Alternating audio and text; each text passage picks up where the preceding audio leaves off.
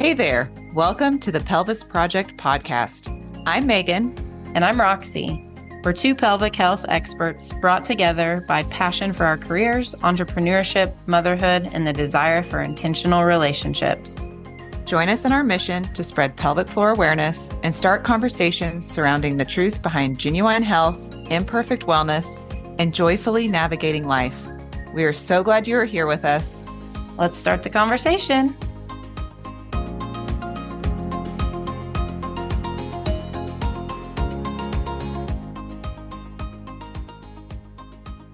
Hello, good evening. Hello, Megan. This episode is airing. It's Christmas Eve. Happy Christmas Eve, everybody. Merry Christmas. We made it. We made it. So crazy that we are at the end of the year. This year flew by. I can't wait for January to start and then just start the year off with some fun conversations of reflecting on last year. And all the things. So be prepared for that, everybody. Yeah. Transitions. That's right. Good. That's right. And we thought we would just take this episode to reflect a little bit on the podcast and share maybe a little bit of our own family traditions and wish everybody a Merry Christmas and just thank everybody for listening over this past year. But it's hard to believe that the Pelvis Project podcast, kind of hard to say, we had our 2-year podcast anniversary in October, which wasn't that long ago. And I think we talked about doing the podcast for a solid maybe year, maybe not quite a year before we pulled the trigger on it. And I'm just so glad we did. And it's something that's been so fun and held us accountable to show up, wouldn't you say? Yeah, it's probably, it wasn't a New Year's Eve New Year's resolution, but it's one of those things that it's like, man, we really did it. Yeah. It's easy with how busy we get with both of our clinics and our families, to think like, oh man, we have to go record. But I don't know. I have found it to be, we talked in our past episodes, the word steady, kind of like something that's like, this is what we do. It gives Roxy and I, honestly, you and I, time to connect, which if we didn't have this, I think that we would be so busy. It would be hard. Yeah. It would be hard. So we're just so thankful and so fun to think back on the year of having our friend Paige on the podcast and Bill Taylor and Dr. Lean. So many awesome people. And I want to have them on again next year, so we probably will. And we were just talking before we got on this episode about some people that we were thinking of, and so we're excited. But anyway, okay, well, we are going to just kind of share and talk about holiday traditions. We hope you guys enjoy listening to ours, and we'd love you guys to share with us. Obviously, the only way you can is really through DMs on our Instagram, but share with us your holiday traditions that you guys are actively doing or have done with your families. And the holidays can feel so magical, and they can also feel complicated. And we all recognize that. So we're just going to talk a little bit about, why traditions matter and how they evolve and how we can build new ones that nurture us instead of drain us. But we're not going to get too in the weeds about all that kind of stuff. It's more just like conversation. So we hope you guys enjoy it. Yeah. So let's just jump in and really, let's pause for a minute and think about why traditions matter and why that's even something that we talk about and how they can be good. And so just thinking about, I like things to be predictable. And that's one thing that traditions are. They have this predictability and this ritual, and that helps us regulate the nervous system. So even if we're nervous about something, we can always count on certain things happening, or it kind of acts as like an anchor through the season. And also just thinking about, we can take this even deeper and say family identity and belonging and helping form memories, and just kind of thinking about the security that comes with those types of things. Those are big reasons why we value traditions, whether it's Christmas time or any time for that matter. Yeah. Anyway, those shared rituals, they definitely increase bonding and the family cohesion and just emotional well-being as far as that goes.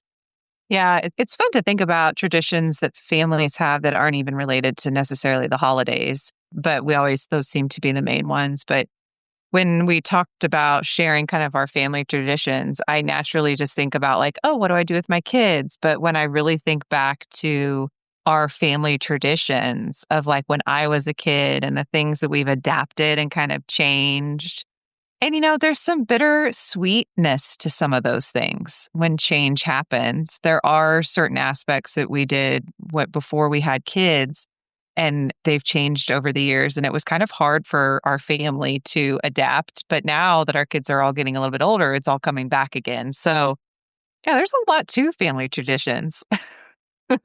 But let's talk a little bit about, yeah, let's kind of go in. We'll just kind of ask each other and share about like what sticks out to us in our family tradition. So, Roxy, I'll ask you first. So, Okay. okay. So, a cherished holiday tradition from childhood. The first thing that I think of that it's not so much a tradition, although, I mean, we're talking about traditions, but I feel like my mom did a really good job of just having staple items Mhm. that came out during the holidays, right? So she has this little antique chimney, and it has this metal stick that comes up from the chimney, and this little tiny Santa on a spring. And so you lift the Santa up, and then he blings his way Oh, yeah. down. And it's like this little, and so, I mean, I just think about, just as we were even talking, it was like, yeah, we do definitely have traditions, and I don't know that we have super unique traditions, but I was thinking more, my mom just did a really good job of having these little special items that came Yeah. out like around Christmas time, or that's the only time that they're out, obviously. And so that sticks out. Probably our strongest tradition though is we always read Luke 2 before we open presents, Mm. as even when we were little, we would read Luke 2 and we'd read the Christmas story before we open presents. And as a little kid, you're like, come on, hurry up and read, and Yeah. Yeah. Yeah. let's do this because I want to open my presents. But it was just a good pause. I think that they really wanted us to obviously not get I wrapped love up in the that. gifts. But Right. Right. that's literally like our one of probably the biggest staples, and we still do that. It's just we aren't as gung ho, but I'm sure like my kids. I mean, we do it with my kids too, but Yeah. they're like just going to get to the age where it's annoying. No, it's not annoying, but it's Right. Right. No, it I get it. it Yeah. hinders their Yeah. ability to They're open like, the come gifts. on. Yeah. So anyway, that's that the Luke 2, and then just the little items that she has, little tokens and little trinkets and just smells and all those kinds of things. Yes. Is there a tradition that's faded or evolved? Yeah, we used to do a Christmas Eve gift, I think, and we don't obviously do that. Yeah. Yeah. Yeah, that's probably the The biggest biggest one. Do you have one that you've intentionally created in adulthood with my now? family or with like my Yeah. parents. Or Your sorry, family. like with my Yeah. new family, not Yeah. my new family. Your With kids. me being the mom or me being Yeah. the kid. We always want to be the kid when it comes to Oh Christmas. yeah, yeah, yeah. Yeah, let's see, And I mean, you guys, yeah, your kids are still we're pretty young. little, So, yeah. yeah. So I feel like we're just kind of starting to figure that out. We do instead of Elf on a Shelf, we do the Star from Afar. Have you heard Oh, of I that like one? that. That's Where the awesome. little star moves and the wise men. So Isla has a lot of fun with that. And then, I mean, there's just some of the traditional ones of like we do a little gingerbread house Hmm. like that. Hmm. She asks about that, and we've been doing what we did this year. We started a little advent calendar that every day you flip over the card and it has a name of Jesus. So there's Oh, that's 24, cool. I and like it that. has the scripture in it that affirms that that's actually a name that that's biblical Yeah. of the name of Jesus. And so that's You're starting them. probably we're Yeah. starting them. Yeah. I mean, I think Yeah. decorating the tree, obviously, like little things like that. And I think books right now, I keep our Christmas books separate and I pull them out then with all of our Christmas Yeah. decorations and Yeah. stuff. So they're exciting. And that's something that it's like, oh yeah. And they're, she gets excited about it, but she's only six. I mean, she's turned 6. So we are starting ours. So I'm anxious to hear yours because you always have a cozy Christmas Cozy decor in home Christmas. that I'm a little more on the minimal side probably, or just this, and yours is so warm and cozy. Was your mom's Christmas decor like minimal? And Mm-mm. no. So like No, you just haven't. she stayed at home too. And so Okay. Okay. our house was very decked out. Like Yeah. not gaudy, just Yeah, it was just, more thoroughly, like, thoroughly. thoroughly. You know what? A tradition we have is we go pick out a Christmas tree. We do a real tree. Oh, I like We that. go to the Christmas tree farm. That's probably one of the more. Sorry, I'm just like thinking of them now I as know we're it's fun to sitting kind here. of talk Yeah, about, be like, yeah. It's so how have traditions shaped, well, and this is kind of like, I mean, this is kind of a deep question, but has it shaped your identity or values? And kind of, well, then there's a second question to that of what emotions they all kind of bring up. But Yeah, I think because we really, I mean, obviously we're fresh in this, so it's going to change, and we know that. Mhm. But we really actually have talked about like what do we want this to would be like? Like how do we Yeah, set this up? And we have tried to keep like gifts at a minimum, but also recognize that the Lord gives us gifts, and so it's not like yeah, bad to want things, and it's yeah, we don't have to deserve them. They don't have to be practical necessarily, but yeah, just really that's as our kids are little of saying, let's do more. Let's really think about how can we make this special, but also not get in the weeds and not have it be stressful and chaotic and yeah, just like yeah, almost have it be have anxious memories attached to it, but yeah, just have it be thoughtful and have simple little sweet moments, and yes. things that they'll remember. So maybe someday when they have our podcast, they can be reminiscing Yeah. what we do. They'll be able Yeah. to listen to this. Yeah. Yeah. Oh, those are good. I love it. Okay. So what are your what's a holiday tradition from your childhood or many? I kind of scattered, gave you many. Yes. So we kind of like to you, my mom did deck out our house also. I mean, again, like tastefully, but Mm-hmm. I mean, it was so wonderful and I loved it so much. And she had this collection of Santas and these snow babies. And every time she put Christmas up, it was just it just felt like love or like a warm cup of tea. And it's so wild because now being on the other side of that, I know how much work it is that goes into doing all of that. And I think back, I'm like, wow, my mom, like both my parents really, like that was a lot of work. And so I know some of the things that I do, obviously, I learned from my mom, and I'm really thankful for that, of them just always making it seem so special and not stressful. Like, I don't look back at Christmas times at all as a kid and have any real poor memories, which I hope my kids will have that because I feel like I definitely will lose my temper sometimes around this time of year. Like, we just are going to watch them. Like, we have one tradition I'll tell you about here in a minute, but we just did it this last weekend and I had to like get on my son and raise my voice because I'm like, oh my gosh, this is supposed to be fun. This is not like, what in the world? Yeah, and then we have always gone over to my aunt and uncle's house on Christmas Day, and they do a big lunch and everything, and that's just it's tradition, it's just what we do. And then Christmas Eve, we went to my grandma's house that was on my dad's side. And so as we got a little bit older and that kind of tapered off, it worked well because when I got married, my husband's family celebrates on Christmas Eve. And so we do Christmas Eve with his family. They have always played bingo on Christmas Eve, and That's my smart. mother-in-law gets money and fives and tens and stuff, and we play bingo for money, and she always is just so generous, and so that has been one that we played for a very long time, and then as we started having kids, that's one that's, like, evolved to other things now because it was too hard with the little ones, but, so yeah, it was always something we look forward to, and my mother-in-law also is the same way with her house. So I'm just used to having 2 homes that, are just make you feel all warm and fuzzy. So, I definitely don't go as far out as they do, but we do like Christmas. It's pretty cozy at your house. We just had a new bed delivered a couple weeks ago, and the guys that dropped it off were probably in their early 20s, and they, like, walked up, and the guy walked in, he's like, "Whoa, you guys must really love Christmas." And I just laughed. I was like, "Well, I have kids, and they really like Christmas," but I think it was because of our lights outside, like our Christmas lights outside. He said it before he even walked in the house, so it was pretty funny, but That's hilarious. Okay, so you talked about the Christmas Eve tradition fading or evolving. yeah. Do you have any others, or was that kind of were you answering that one too? Yeah, so Okay. the one with that has, like, faded and evolved is the playing the bingo is like kind of changed to different Okay. games. Hmm. And then we're coming back to that now that everybody's Sure. getting older. And then the other thing too was once we had kids, we would get up and do Christmas here. And then we would like, I can't remember if we would go over to my mom and dad's house. Yeah, that's what we do. Go over there and then we go to my aunt's. Then we kind of changed it to they would come to us. We all live really close together, so it's not a big deal.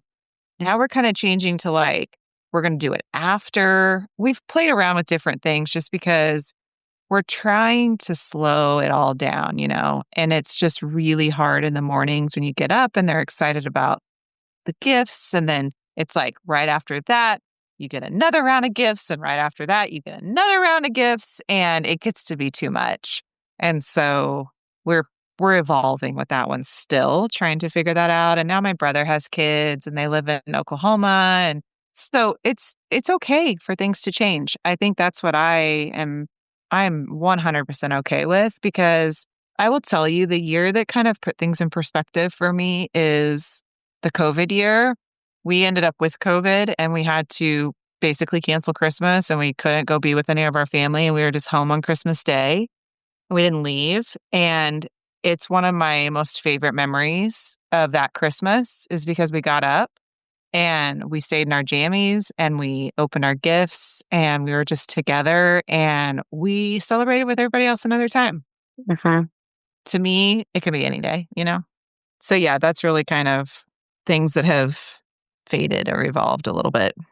And then what have you intentionally done now that you're a mama? Gosh, we've just done all sorts of different things. We do Elf on the Shelf, but the way that we do it is the elf will, I feel like now I have to talk quiet. No, they both know, but my son acts like he doesn't know. The elf will move, but we do every weekend. So starting right after Thanksgiving, our elf brings our Christmas pajamas. And then once a week, so it's always about 3 or 4 weeks. That's it. On the weekend, our elf brings them like their Christmas ornament. Or like we would, especially when they were younger and we were like really drilling in like why we're celebrating Christmas, it was maybe like a snow globe with the nativity. Like we really were bringing in a lot of that. Yeah, we just do little things like that to kind of keep the magic going and they get so excited. And it's just a fun way for them to get their ornament and get their pajamas. And then normally it's one other little small thing. I mean, I go and find like the cheapest little Hobby Lobby trinkety, like snow globe and they think it's great. And then gosh, we have a house here in Wichita that is called, we refer to it as the singing house. And they have the music. It's the traditional house with lights and the music that plays to them. And it's the old school way where they string all the lights and not just the panels. Sometimes we go multiple times and go and look at that house, but we always have an evening that is, we go to the singing house. And then usually maybe that same time, there's another area around town here that has a really awesome couple streets and it's on the west side of town. So we'll drive over and now we've started, the kids had never had a New Way sandwich. The New Way on the side of town we live on had closed. And so we started where we go over and have a New Way and then we go look at Christmas That's fun. lights. Yeah. And we do Botanica now every year. Like there's just these little fun traditions. And the one that I was referring to the other night that I had to raise my voice, I got frustrated was it's a simple one. We watch Home Alone and we order pizza. And it's because in Home Alone, they order the pizza in the beginning. Hmm. And so like Hmm. we can't watch it without having the pizza there too. And the pop and all the stuff. And so, yeah, that's on our list. And then, of course, Christmas cookies, which we actually stopped doing for a long time just because it got to be so much. But we'll try and do that again. So, yeah, we have a little variety. That's fun. And the kids talk about them every year now. Like, they're like, when are we going to do the singing house? When are we going to go to Botanica? When are we going to? And we try to make it to where it's not stress. It's like we don't stress to get it in. It's things we want to. We will say no to other things because there's so many asks about oh, these favorite things parties and friends parties and all that. And like, they're great and everything. I get why everybody's doing it, but our weekend time is sacred time in December for our family to do these things together. And so we just have to say no to quite a bit of things, which is fine. Oh, that's right. There was some more follow-up questions. Sorry. It's okay. She's rocking and feeding the baby, everybody. She's go doing dual. How do these traditions shape identity and values for you? Yeah, I think that just our value of family and just family time. I mean, like I mentioned, we have always worked to talk about like why we celebrate Christmas, the importance of that, bringing that back in. We have the kind of same thing. We always read, Jesus's birth and the same thing. Like we do all that, those sorts of things. And I think that's just kind of helped anchor our kids to know why we're doing this. And I mean, let's face it, they're kids. We have to constantly kind of pull, especially just, I mean, Owen's younger, and so it's like, hey, remember, everybody's asking you what you want. It's all you start thinking about is all your wants, and they don't need anything, and so just good, honestly, family time and values. Yeah. Well, you kind of touched on where we wanted to go kind of next was just the little more complicated side. We're not going to spend loads of time on this, but just I think appreciating the tension between expectations and reality. And that's usually when we feel negative emotions, is when, whether spoken or unspoken, there's an expectation and then that doesn't happen, or something gets switched and it happens differently than how we had it in our head. And I think, man, if we could just remember that, even just with like my mom, I think even just Mhm. appreciating my parents and them, they're now shifting traditions too, and so not that we have super complicated or, interactions, but I just think about that. If we can appreciate that, oh, someone's feeling rough because what's happening right now isn't their expectation. I think that Yeah. would give us a lot of grace for other people. But I think you touched on when those traditions feel like they're exhausting, or you have to get them done, or it starts to become more about completing them than actually enjoying them, Yes. and then maybe even that can become triggering, or then if it happens many years in a row, then that starts to become the tradition, unfortunately. Right. I think just thinking about some of those more negative dynamics, and you even hinted at like how much work, now you're appreciating how much work your parents put in, and just that Mhm. invisible labor that happens behind some of these traditions and just holiday rhythms and whatnot. And just even thinking about, as we kind of think about that, then examining the family dynamics. And as we get older and we bring in-laws in and we start to have kids, and those dynamics are changing. And if there's tension in relationships or whatever, obviously that's highlighted in what's a seemingly really good, positive holiday, but can Yeah. we put unmet expectations with a little bit of tension in a relationship, and that's just recipe sometimes for Yeah. explosions.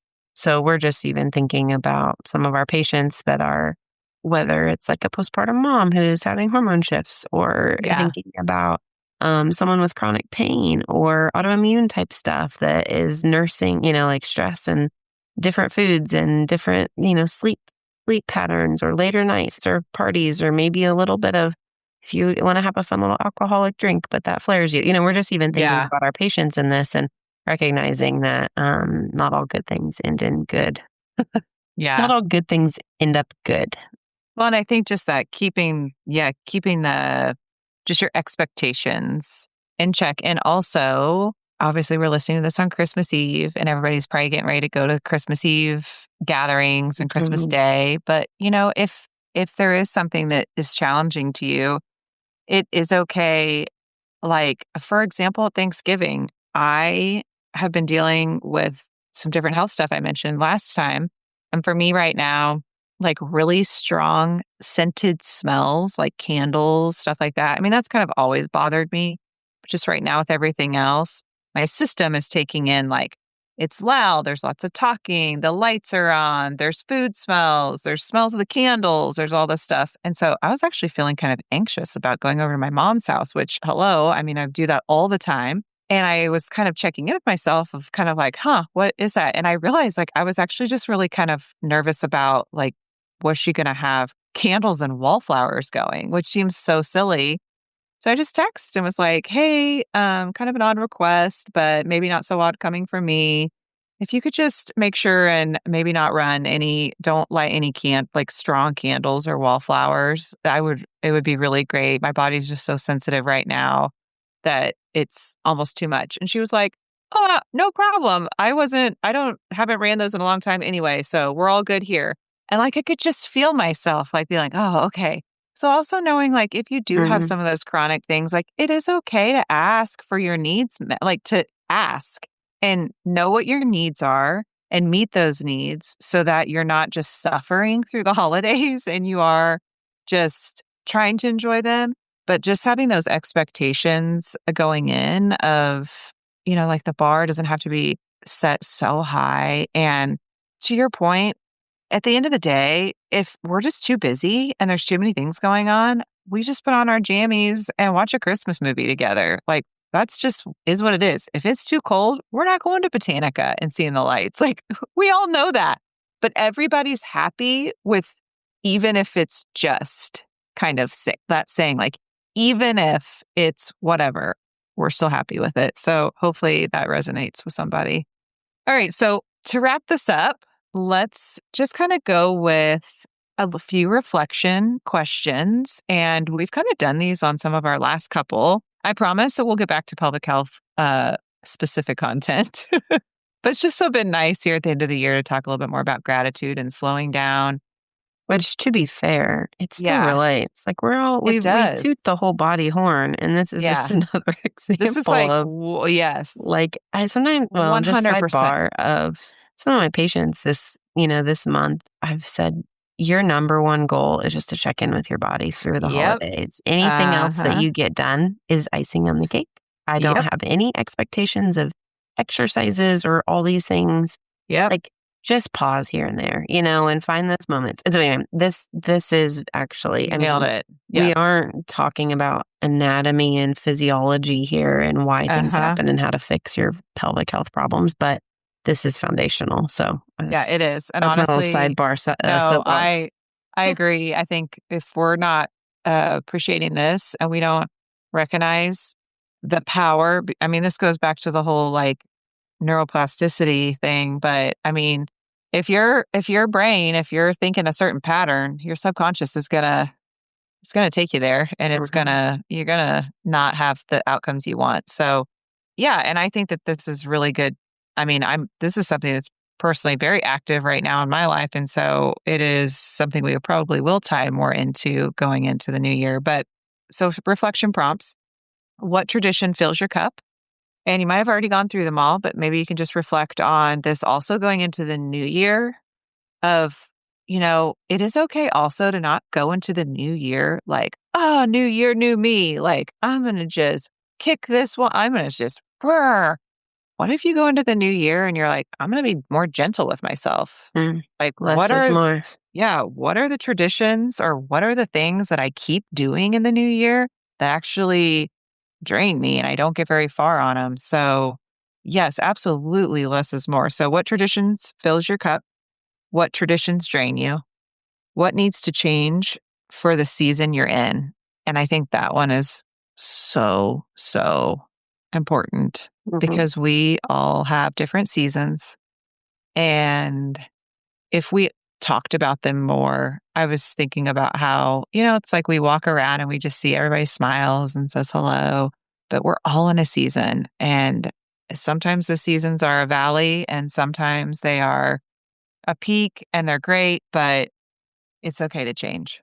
So, a few examples that we might look at is some healthy boundaries, like we're doing smaller morning traditions this year. Like it's not as kind of like what I said. It's not going to be this like huge, have everybody come over. Like maybe you do a little quieter, a little slower, those sorts of things. And really try to focus on, valuing rest and connection more than the busyness, which we recognize that sometimes it's just out of our hands. Like it's Mhm. just out of our control of Christmas Day and all that stuff. But that's why if around those specific days, you can practice kind of this resting connection so that then when you have that, you're not already fried. Like your window of tolerance is not shut, basically. Like you have a bigger window of tolerance to be able to do that stuff. Yeah, I'm hearing you.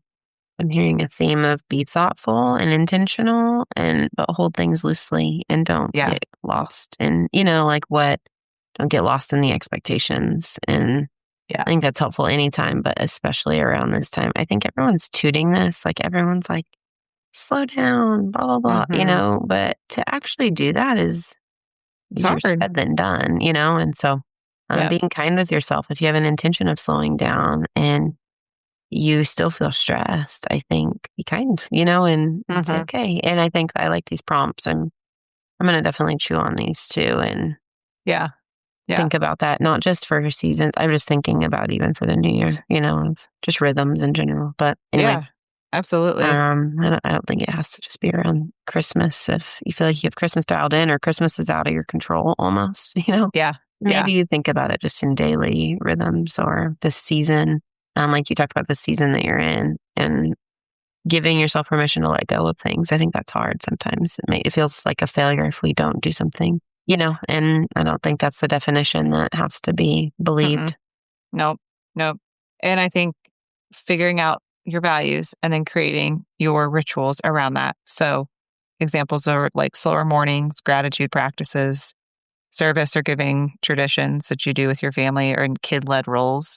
And as a little piece of advice, as when people are listening to this, you've probably wrapped all your Christmas presents already. But my 2 cents of having an 11 and 14-year-old now is let them wrap the presents when they ask to help. They don't have to be perfect. It's not going to be straight. Let them do it. Don't fix it. Challenge yourself to allow it to happen. And if you make Christmas cookies, let them pour all the sprinkles on the Christmas cookies. Let them just let it happen. And don't try to control it all. And it's so much better. And it's so fun. And it's so silly to think like, just with wrapping Christmas presents, if they ask to help and we continually say no, they're one day not going to ask to help anymore. So just let them. I don't know. I keep seeing all these things here recently that are really make me like choke up and tear up. And maybe it's because I'm in my 40s and my kids are getting into that age where we still have lots of magic around Christmas, but the reality is we're getting on the other side of it. Oh man, just thinking that makes me so sad. But I'm seeing a lot of things, about like when you're 30 and you ask like what you want like peace and quiet and less chaos. And when you're 80, you look and you ask yourself what you want and all you want is the chaos and the loud and the stuff. So that's my little words of wisdom from a midlife woman. Oh, goodness. Hopefully No, that's that's good. helpful. That's good. Yeah. All right. Well, we will be back in the new year on the flip side to keep the conversation going. Roxy, any end of year? I mean, I think this is, I can speak for both of us, I guess, that just remembering that Christ is King. Like he's the reason. That's why it's why we do this. And so I want to encourage everybody in that direction for sure, that there's a lot of fun traditions, but the best tradition of all is Jesus. Thank you so much for joining us this week on the Pelvis Project podcast. Help us continue the conversation by liking and sharing this episode with friends.